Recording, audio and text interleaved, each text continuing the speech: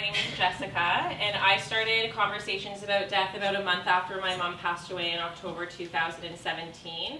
It started with a trip to India where I had intended to go to speak to women about their experiences with eating disorders and cultural differences in body image. But then I kind of felt uninspired by that and was really inspired by my own grieving process. And through speaking to others on this journey, I realized that death comes in all shapes and forms. It's not that death is created equal or all loss is created equal, but grieving does happen no matter what your experience. So here today I have with me 3 incredible panelists and Joey. Joey requires his own introduction. 3 panelists and Joey. 3 panelists and Joey, and each one of us has been through a different grieving experience ourselves, but have used creativity in whatever way, shape, or form to help us through our loss and connect with others. So I will allow each panelist to introduce themselves. We'll start with Sarah to my left. And Sarah, if you just want to tell the audience about your particular experience that brought you onto conversations about death, and maybe a little bit what your grief experience, how you define your own grief. Yeah. So I'm Sarah, and I lost my home and belongings in a fire in the summer of 2016. I was visiting my parents in Michigan at the time, and I just heard my mom pick up the phone. My brother had phoned, and I heard her say, "Sarah's house is on fire." And I just kind of, your heart stops, obviously, and all I wanted to do was get into my car and go home and do something. And then I realized I didn't really have a home to go to. So it was kind of right off the bat a really weird experience of like wanting to take action, but then understanding that there was really nothing to do and no point to it all. So I think my process of grief, I think grief is one of those things that we kind of like, we judge a lot. We judge if we're deserving of it. We judge if the situation is deserving of it. And so I think for me, because I just lost stuff, no one was hurt, no pets were hurt, there wasn't anything really, no lives lost. I think for me, it's been a process of just putting the judgment on the shelf and just understanding that those things had meaning to me. And I kind of said this in my written piece, but I don't really connect to just things on a shelf. Many of these things had been on moves across the country with me, and had seen really dark times and really light times with me, and to have to say goodbye to them was really like having to say goodbye to characters in my story. So it was hard, and it's a process. And so I think one of the things that still comes out now, it's kind of benign, but like going to take, I had a shirt I wanted to wear tonight that I realized I didn't have anymore. So things like that just kind of hit you, and it's frivolous, but it's still disappointing, you know. So yeah, that's how I kind of got involved with conversations about death, because I really had to say goodbye to these pieces in this home, this amazing home right across from Kensington Market that was so cool, and so that's why I'm here and how I'm here. And Sarah also works as a clinical therapist as well, downtown at the Shift Collab. Just throwing that in there. And then Vanessa, do you want to tell us a little bit about your story? Hey everybody. Thank you so much for coming. I'm Vanessa, and I used to do a lot of drugs and drink a lot of alcohol. And I did this for like the better half of my life, and I guess when I decided to claim sobriety, I also decided to not be distracted by things that weren't serving my life anymore. And it was natural to me. I just started killing off everything that didn't make me feel good or make me feel alive. Painting was something I always did sober, which still blows my mind to today. And Yeah, and Jess asked me to be a part of this project. And I'm sitting there, and I have a very amazing connection to my guides and my angel team. I'm like, guys, am I supposed to be a part of this project? They're like, Vanessa, do it. I was like, okay. It wasn't until months after the fact that I actually had my grieving, and it was on my 17th month anniversary. I'm like so close to 2 years. So it was on my 17 months, and it dawned on me that I had stopped doing drugs, I had stopped doing alcohol, and I was so fixated on killing everything else off that just wasn't cool to me anymore, that I forgot to thank that person for doing everything that she did. And I had this moment of, oh my gosh, like, bless your heart, because it was a brave journey, and it was an awesome journey, and because of what she went through, I'm able to, what's that? Today, in my own way. I'm excited about life. So, I mean, yeah, it came out of left field. I was like, whoa, now I get it. So I'm very grateful to be here. Thank you. It's also too about grieving the loss of your greatest like coping mechanism as well, right? And like the different circles that you ran with when you were addicted to drugs and alcohol. I mean, I did a 180 on my life. Like, I quit my job, I moved back home, stop watching TV, like all these little, I mean, I watch TV now, guys. But it's been a cool journey. It's been sweet. It's hard to choose yourself sometimes, right? And Yeah. to do what's better. I don't know how to follow up on those two, but I think I was invited. My name is Megan. And I was invited to be part of this panel because a couple years ago, I decided to leave my husband. We were together for 12 years, married for 3, and it kind of had that domino effect of digging into other kind of traumas and stuff in my life that led to that decision of leaving a partner who, it was not a toxic relationship, but I just needed to branch out and do my own thing.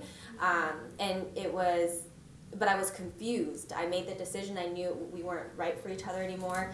And before I knew it, I started to spiral into situational depression and kind of like being hard on myself because I felt like, well, I made the decision, why I should like be able to lie in the bed that I made.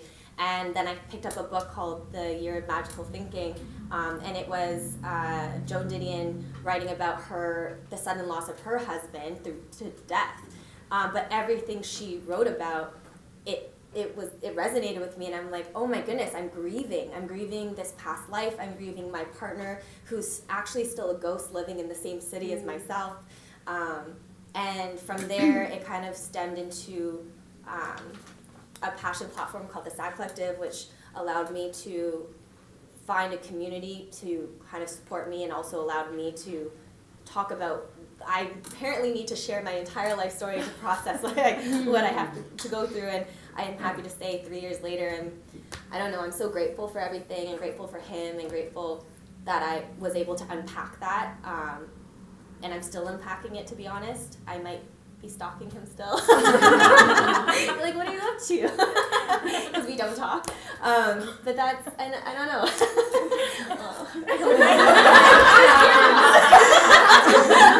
We'll cut that part out. Damn it. But yeah, that's my story. Thanks. We'll cut that part out. He'll laugh, I think. Joey. Yeah, Hi, yeah. Hi, I'm Joey. Actually, it was Megan that sort of bridged these worlds together. Megan introduced me to Lorraine and Jessica, and thought that my story would be fitting to the discussion. So in August of 2018, my sister ate something she was allergic to, and she died from suffocation. So the process of anaphylaxis is your throat closes up, When your throat closes up, you stop breathing. When you stop breathing, your heart stops. When your heart stops, it stops pumping blood. So she died eating her favorite dessert, basically. Sorry, I didn't think that I was going to get emotional. So I guess it's obviously a continuously ongoing process that we're going through. And the one thing I should mention is that everybody was home to witness it. So my mom, who's here today, she's a working nurse. She had to do CPR on her to try to save her life. I was on the phone with 911. It's a constant grieving process, as we have all come to learn. That being said, I'll get into what we have done with that event a little bit later, but that being said, I want to sort of just move on to the rest of the panel, because I think it goes without saying that all of us here are here for different reasons, right? Everyone's grief is different, but in some ways, our grief is also the same, right? And I'll explain what I mean by that. And I wrote a couple of notes because this is obviously something that I talk about every day. We go through it constantly every day. But I wanted to read this excerpt, and I found it years before this even happened, and it resonates so well with me, and I think a lot of us now, is that there has never been, nor will there ever be, a measure to how much the heart can hold. And let that sink in for a second, right? That translates very simply to love, right? And that, even though all of our grieving processes are different, they all stem back to love, because we love someone, we love something. Events in our life constantly goes back to love. So when that gets taken away from you, that's grief. No matter what or who that is, that's what grief is, right? That being said, some ways it's different, in some ways it's the same. And because there's a difference and a similarity to it, the timing of it, well, there is no time. There's no getting over this, right? There's no time where you feel like you're better. And I want to move this on to everybody else by saying, like, for us, it's new every day. We wake up every day. I move back home. I wake up in my old bedroom, and my sister's bedroom is right in front of me, right? So it's different every day. It's different every day, but it's the same every day. So the first couple of questions are, when did it start to sink in for you? Right? I'll start with Megan. Oh my goodness, I know, it's open book here. So I call a certain stage of my life when I was first leaving my husband, or left my husband, a denial and delusional state, because I immediately started seeing someone else, and I was launched into kind of a new career, and I was going out all the time, and I had blossoming new friendships, and I was just like on top of the world, and in the back of my head I just thought, oh, he loves me, like we've known each other since childhood, he'll of course wait for me, like because basically the idea was we just take a short break, that I would move all my things out and live in another apartment, see other people, but it's just a break. Oh my goodness, I still don't understand what I was thinking. And then for me, it was he started dating a friend, and it was like I understood it, it was fine, but I couldn't get over. I don't know. It's just like I didn't understand if it was my ego, especially because it was another person. Like, am I feeling like jealous? Is it? I just again thought this person will wait for me forever, put up with my bullshit forever. I'd be able to have my cake and eat it too, kind of thing. And then before I knew it, the lifestyle that I was living of just going out and being kind of carefree turned into drinking way too much, where I can't even. There was a point where I wrote an article about it, and I'm embarrassed that they used this sentence as the title, but where I threw my phone off the bridge instead of myself, because I just lost all concept of like what was meaningful, and reality kind of didn't make sense anymore. And wow, it is emotional talking about this stuff that I haven't talked about in a long time. But that was kind of, it was like a big summer and fall and winter of things just hitting me. And I think one of the things too is the first year, there's so many like firsts that you have to do on your own. And I remember like lashing out at my girlfriends being like, I'm alone on May 24 for the first time, how come you're not here? And like all these things. The expectation. And expectations, and then, so it was a jumble of things. It was a mess. It was a big mess of realizations, and then denials.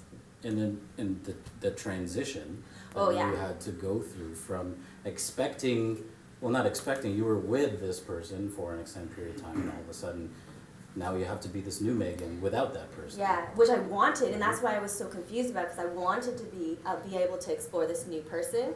It kind of resonates with how you were, like your story, but then I was too afraid, but I was doing it. And then I think what was really hard, actually, it just came to mind, again, because it was a divorce and this person wasn't taken from me, I felt like Toronto wasn't my home anymore, because I felt like this person was still walking around, and even though I was also, it must have been the same for him, right, in a different way. So I would travel, I had the luxury of being able to travel a lot and like leaving and visiting friends and just like, but I felt so dislocated, like I felt like I didn't belong anywhere. So in your grieving process too, I think also it's important to understand that like as a society we have a very hard time wrapping our heads around the fact that if it's not a death, it's not a loss, and it's not deserving of grief. So a divorce is the loss, like you're grieving the loss of your past life, your life as it is, and also the future that you envisioned for yourself with your partner. So it's very understandable why you would feel alone with all of those first, because your friends don't really understand, like it was your choice to get divorced. So So it came a lot with a lot of guilt and like that type of heaviness. Vanessa, how about you? When did it sink in? Yeah. Well, I mean, I made my decision, and I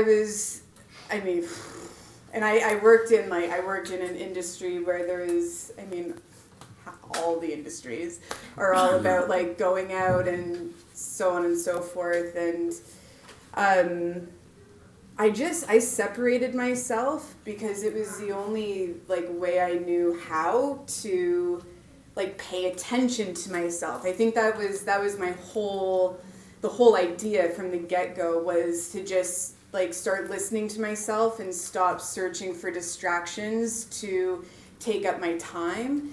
And I went to one meeting, my first meeting, NA meeting, to just solidify my decision, and then I rode the boat the rest on my way. And like I said, it was 17 months, and it was months after the fact that you asked me to be a part of this, and I was in the middle of a meditation, and I could see my old self, and I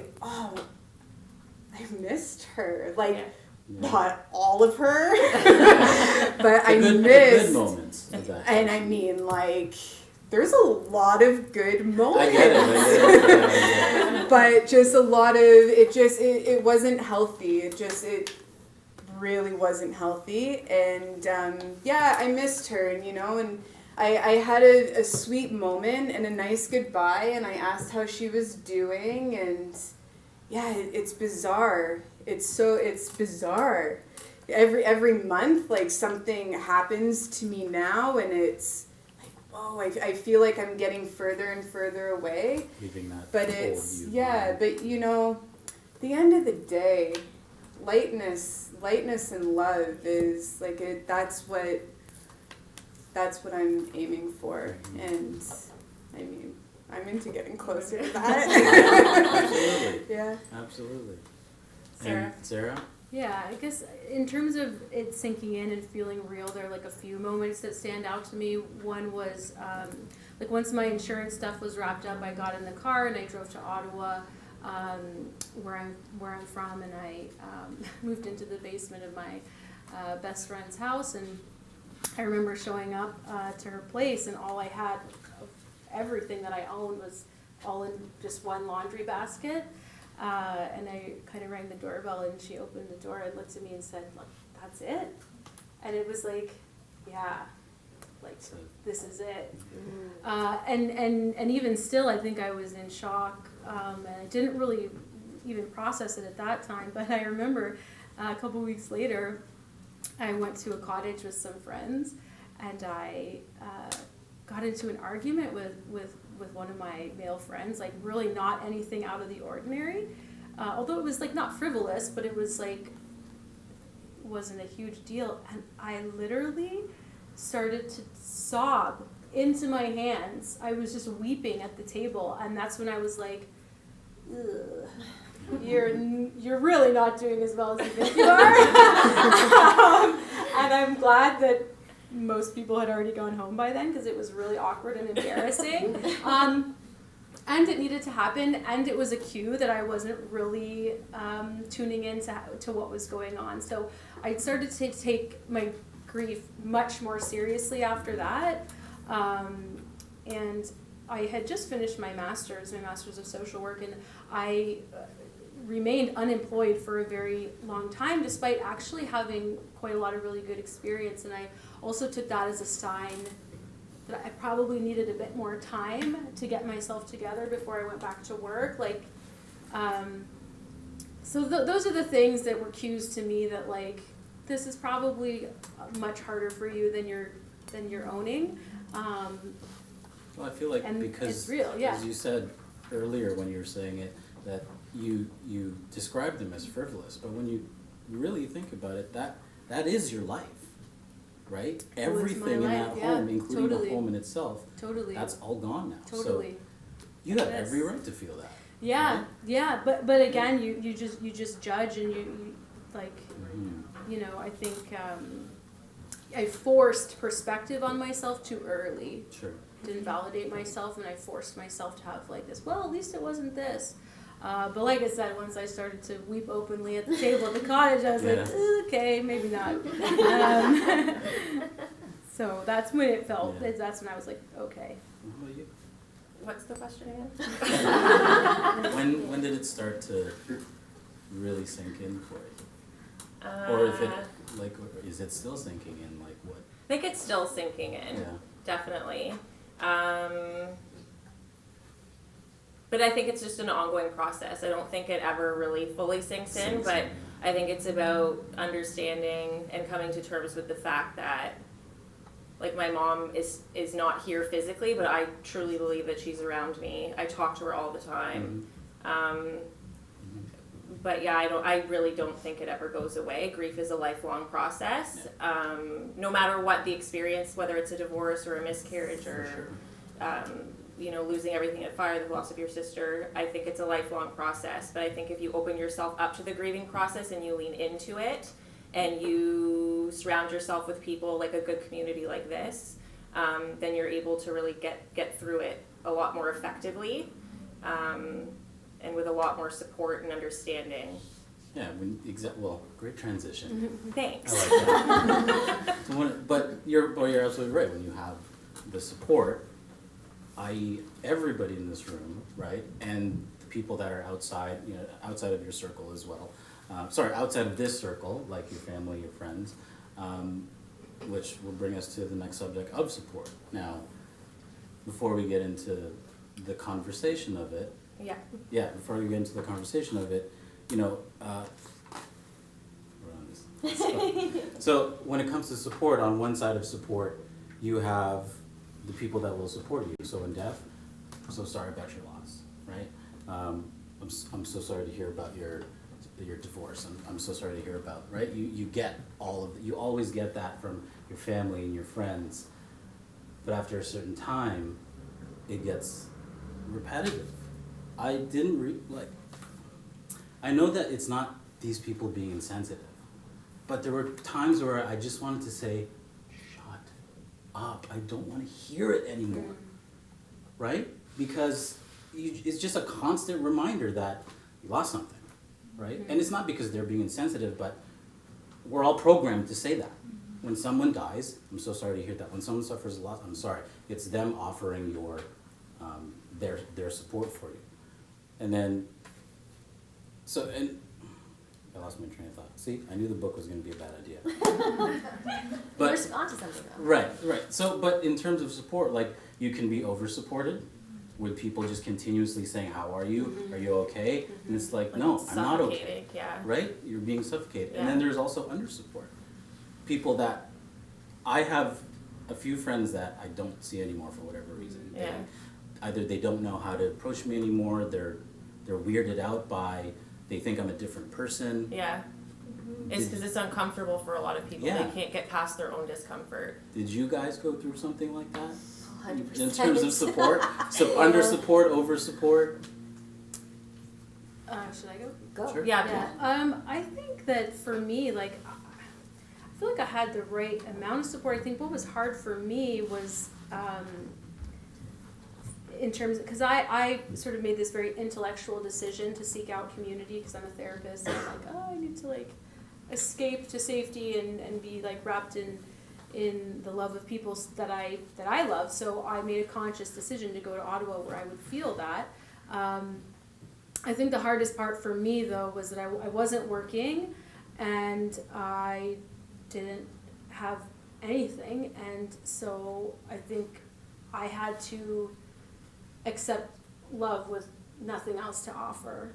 And so I think in my experience being supported, that was a huge exercise in self-worth, because I had this compulsion to like want to give people money or this or that, and I mean these are people that have been my best friends for 20 years and I still felt like, oh my god, what am I going to give in return? I can't do this. So I felt like they were pretty responsive to me, and I felt like just having that circle around me was what I needed, because I'm not sure I was really like ready at the time to get too far into it.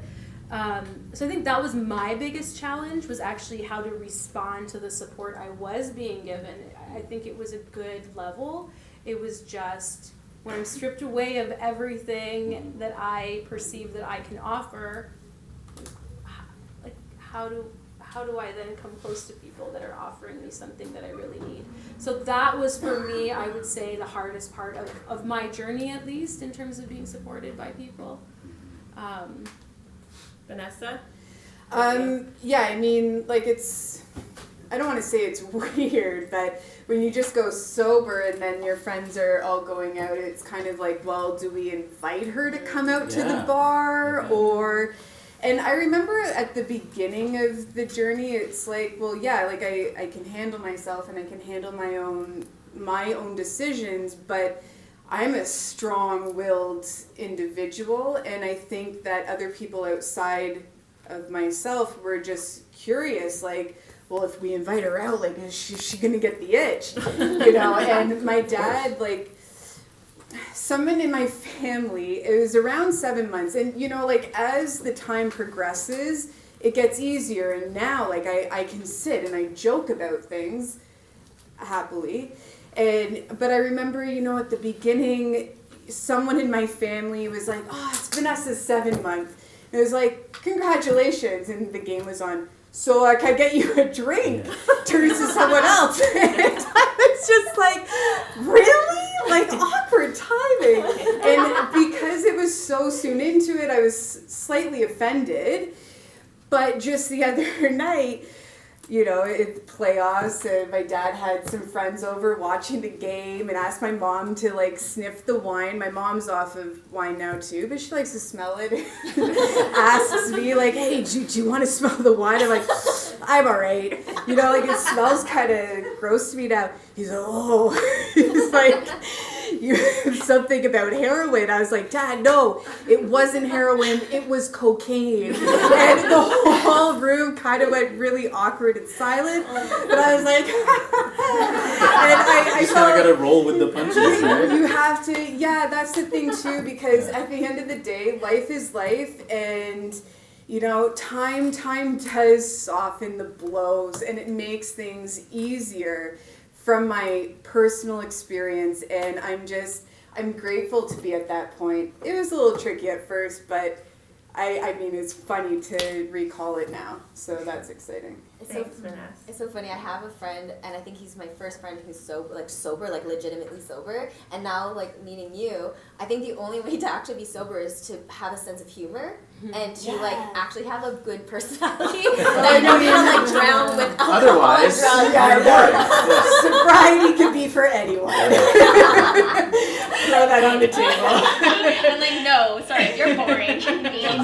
Megan, so sorry, just with you, Megan. Yeah. I mean, you were with your husband for 12 years, married for 3, And I bet you guys had groups of friends. Oh my god, we still have somehow met. So one thing that I actually just had dinner with a mutual friend yesterday, and randomly, actually very much randomly, because I think one of the things that we decided early on, or I decided, and I think he did the same thing, was like we will not talk about each other to really truly mutual friends. Yeah. Obviously not like my Yeah. best friends who also were friends with him. Yeah. And that managed to preserve our friendships and somehow still keep them, I don't know, separate. Individual, but also separate. Yeah. Like, together. But I actually wanted to touch on something about support for a second too, because and I don't know, Sarah, if you have some thoughts on this, but so I've been thinking a lot about. I don't even think the term ally is actually a great term anymore for mental health. There's another term, and I can't think of it right now. But when you are trying to sympathize or empathize with someone, it is easy to kind of fall into those cookie cutter terms just because you do feel awkward. It's maybe sprung on you. There's so many different reasons why you would say, I'm so sorry for your loss, or say those things that eventually kind of grate the other person who is grieving. Yeah. But there are ways to kind of make them actionable, and sometimes just saying, what can I do for you? Or what do you need today? Or, you know, let me call you in a week, like actually not just say call me. Don't say, hey, call me when you need me, because they're not going to call you when they need you. Yeah. They want you to, or maybe they don't even. Or even being specific, like I'm going to bring dinner over on Friday. Exactly. Being very specific in Instead your of just intention to being be empty there and instead of leaving it Yeah. open-ended, because the person who's grieving is not really going to actually reach out to you. Yeah. Unless you're me, because I'm very needy. I'm the opposite. Well, actually, I'm needy. I'm that horrible Gemini of an individual where I am so needy, but I'm going to push you away and then hurt because I need you, and I'm like, why aren't you here? And they're like, because I kept It's you a over whole there. thing. It's a whole thing. It's awful. But one thing I remember getting really upset with my best friend forever, and this will just be one example because then I feel like we have to wrap up the Q&As. Yeah. It was so bizarre because she's so empathetic. She's so like, she actually went through a divorce very different than my own, extremely different from my own. But so she thought she understood what I was going through, and she did on a lot of levels. But I also dealt with things very differently than her. And one of the things I did actively was wallow. I wallowed. I'm a pro at wallowing, and you know, I was sometimes a nightmare to be around, but not like in a typical way because I am pretty cheerful and bubbly by nature. And so to show her support and her love of me, she'll send me a random red heart once in a while in a text. And one day I got a red heart and I just blew up at her. I'm like, what does this even mean? Like, I don't understand. She's like, I'm just thinking of you. I'm like, and then at least use words. Like, I don't deserve like a 2-minute text thinking about you, but I'm sure I would have gotten mad at that too, don't get me wrong. And that really, like, in this whole process of being kind of like, I guess, an advocate in the mental health community over the last 4 years, I've learned that it's just, it's like being open-minded and asking questions, being as communicative as you can, while also, if you're on the other end of the person who's grieving, understanding that a person grieving is in their own state of mind. Yeah, and I think if you're grieving too, being willing to receive. Yes. Like let people give to you, be in that space. I think we should probably. Can I? Yeah. I know. I felt like you would No, have no, some. it's okay. Those are all really good, and I think also just if you are being a supporter, like don't be afraid to get it wrong. Mm-hmm. It's okay. Yes. Like just you know, we all do, and if you get it wrong, just say, I'm sorry, I missed the mark. What would be more helpful? I think sometimes we get so paralyzed that we are scared to say the wrong thing that we say nothing at all, and it's okay to get it wrong. Mhm. And if you get it wrong, they'll tell you, and you'll try again. Is the one thing I would add. It's okay to get it wrong. Well, and to that point, I'd like to think that this is the first time for all of us. Like, this is the first time my sister died. I mean, you only have one mom, right? Yeah. Like, you know what I mean? This is the Hopefully first I won't have time. any more divorces. Well, but like, absolutely. But you know, the point I'm trying to make is that like, this is like nobody knows how to do this. We're constantly learning how to deal with ourselves, how to deal with the people around us, and the people around us are constantly learning how to not deal with you, but like, you know, approach the situation. It's a first time for them too. Yeah. So trying to like not have, yeah. That's a good point. And that's actually just, at the end of the day, the practice of empathy and actually trying to understand. And it goes both ways, and that's where things will always be, something wrong will be said or something done will be wrong. Yeah. That doesn't make any sense, but you get what I'm saying. And it's just like, how do you meet each other in the middle? Exactly. So, Yeah, I Yeah. think that's it. That's a one more thing. yeah. Sorry. I know, but by the way, thank you for standing. We're wrapping up now. We're wrapping up now. Okay, and then we're going to switch people sitting, we'll stand. No. So just to sort of wrap everything up, and I didn't get to talk about fate, but I'll just quickly talk Yeah, about please. it. So Yeah. part of what we've done to help us through this grieving process is my family and I started something called the FATE Initiative. FATE stands for Food Allergy Training and Education. So what we do now is we go around and speak to schools, to restaurants. My background, I work in film and television, but I also was a chef in a past life. So by some weird stroke of fate, everything that I did in my life leading up to this point has actually helped me relay this message. So this organization offers free training to literally anybody and everybody that offers it, because the food allergy epidemic is growing. It's not going anywhere, and people don't know how to deal with it. Because realistically, we didn't know how to deal with it until it happened to us. So we will learn from my sister's death. And on the good side of that, my sister was healthy. Healthy enough that her left and right kidneys, her liver, and her heart continue on in other people. So in death, there's also life. Yeah. And in this particular situation, in the death of who we used to be, of the people that were close to us, comes a new life, which is the new person that you become from that situation or event. Thanks, Joey.